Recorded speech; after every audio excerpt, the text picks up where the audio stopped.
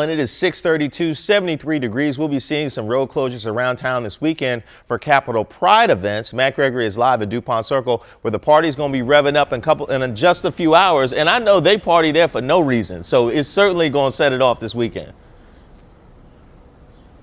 Yeah, it's going to be a big one. You know, since 1975, Reese, just about in some form of another around this time of year, there's always been some sort of Capitol Pride celebration going on.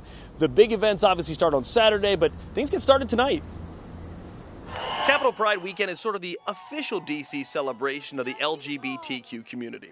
And the main events for the weekend start Saturday in the afternoon. Starting at 4 p.m., you have the Capitol Pride block party at 15th and P in Northwest.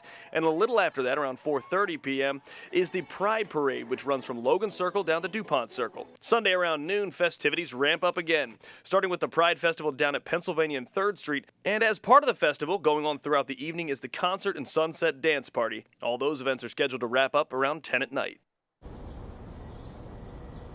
Now, one of the added commemorations for this year is the fact that this is the 50-year anniversary of the Stonewall riots in New York City, which was really the catalyst, the event that set off LGBTQ rights across the country. And so that'll be something that people will be really paying attention to and especially commemorating this year. But for now, in Dupont Circle, I'm Matt Gregory.